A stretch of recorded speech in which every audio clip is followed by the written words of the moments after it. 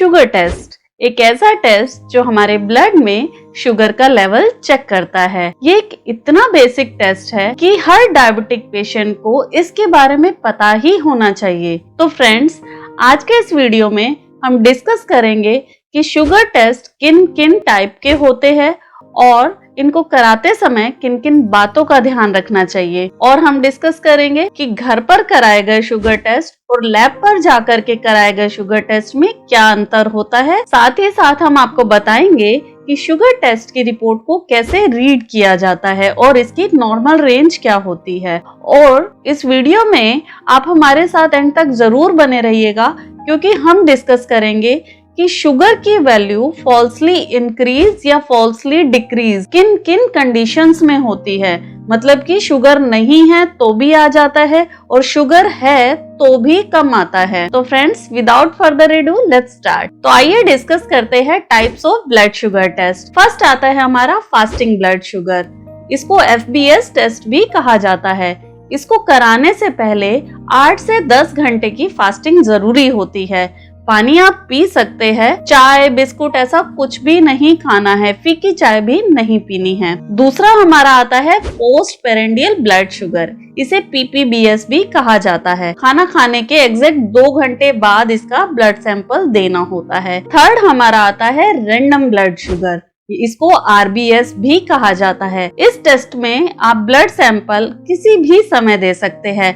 Diabetic patient में वैसे इस टेस्ट का कोई ज्यादा सिग्निफिकेंस नहीं है। फोर्थ हमारा आता है GTT यानी कि ग्लूकोज टॉलरेंस टेस्ट। इस टेस्ट को ज्यादातर गर्भवती महिलाओं में प्रिस्क्राइब किया जाता है। और नेक्स्ट हमारा है HbA1c टेस्ट, जो कि पास्ट की एवरेज 3 मंथ्स की शुगर वैल्यू को कैलकुलेट करता है। इस टॉपिक पर हमने डिटेल में वीडियो बनाया है। ऊपर दिए गए लिंक को क्लिक करके आप डिटेल में HbA1c को देख सकते हैं। बढ़ते हैं हम अपने नेक्स्ट सेक्शन की तरफ कि घर पर करे गए शुगर टेस्ट और लैब पर जाकर के शुगर टेस्ट कराने में क्या फर्क होता है। घर पर शुगर टेस्ट ग्लूकोमीटर की हेल्प से होता है, जबकि लैब में शुगर टेस्ट मशीनों द्वारा किया जाता है। घर पे सिंपली फिंगर को क्लीन करके प्रिक करके शुगर स्ट्रिप पर लगा दिया जाता है और वैल्यू आ जाती है, जबकि लैब में सैंपल वीन से लिया जाता है, उसके बाद मशीन पर प्रोसेसिंग के लिए रन किया जाता है। घर पर शुगर टेस्ट की कॉस्ट सिर्फ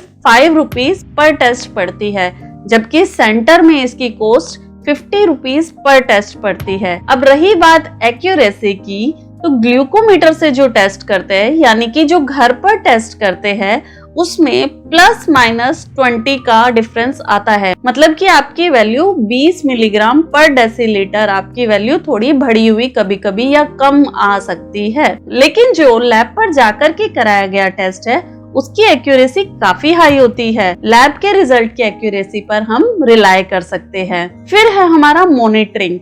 हम घर पर मॉनिटरिंग अपने शुगर लेवल की बहुत अच्छे से कर सकते हैं। तो घर पर बहुत कन्वीनियंट है और लैब पर जाना थोड़ा इनकन्वीनियंस तो है ही। अब बढ़ते हैं हम सबसे इम्पोर्टेंट सेक्शन की तरफ कि फॉल्सली इंक्रीज या फॉल्सली डिक्रीज वैल्यू कब आती है।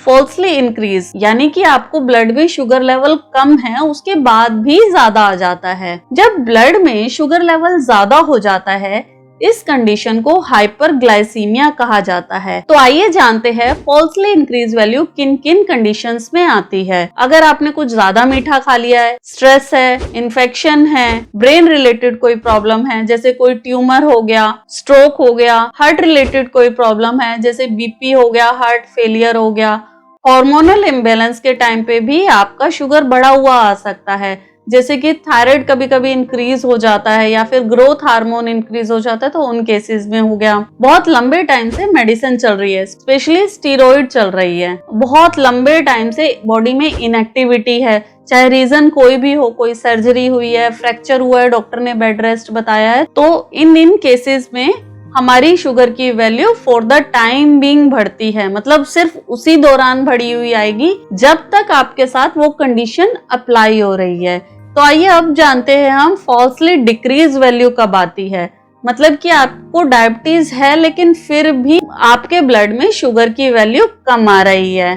जब ब्लड में शुगर की वैल्यू कम होती है, इस कंडीशन को हाइपोग्लाइसीमिक कहा जाता है। तो आइए जानते हैं किन किन कंडीशन में ये शुगर की वैल्यू फॉल्सली डिक्रीज आती है। इसमें सबसे इम्पोर्टेंट रोल है इंसुलिन का। इंसुलिन की आपने या तो ओवरडोज ज्यादा ले ली है, या आपने इमीडिएट इंसुलिन लेके फिर शुगर टेस्ट कराया है, या कभी कभी आपने ब्रांड भी चेंज किया है, तो उन कंडीशन में शुगर की वैल्यू थोड़ी कम आती है। ऑल ऑफ ए सडन आपने डाइट चेंज कर दिया, बहुत कम खाना शुरू कर दिया है, तो आपकी वैल्यू कम आ सकती है। या फिर किसी वजह से आपने physical activity all of a sudden बहुत इंक्रीज कर ली है, बढ़ा लिया है, ट्रैवलिंग इंक्रीज हो गई है, तो आ जाती है। किडनी डैमेज में या बहुत लंबे टाइम से अल्कोहल ले रहा हो, तो इन सब केसेस में शुगर की वैल्यू फॉल्सली डिक्रीज आती है। तो फ्रेंड्स, जब आप देख रहे हैं शुगर टेस्ट में इतने सारे वेरिएबल्स है, तो इट इज ऑलवेज रिकमेंडेड कि डायबिटीज का ट्रीटमेंट शुरू करने से पहले हमेशा लैब से टेस्ट कराए, 2-3 बार कराए, 15-15 दिनों के गैप पर कराए, और दोनों तीनों रिपोर्ट्स लेके डॉक्टर के पास जाए और अपना लाइफस्टाइल खुल करके बताए। अगर आप ड्रिंक लेते हैं तो भी बताए, कोई अगर आपकी दवाई चल रही है तो भी बताए। डॉक्टर से कुछ भी मत छुपाइए। आपकी रिपोर्ट, मेडिकल हिस्ट्री और लाइफस्टाइल के बेस पर डायबिटीज की दवाएं और डोज डिसाइड होती है। तो मैं Sonia Agarwal, founder of bookmarylab.com, मिलती हूँ अगली वीडियो में कुछ ऐसे ही इंफॉर्मेशन के साथ। Till then, bye bye.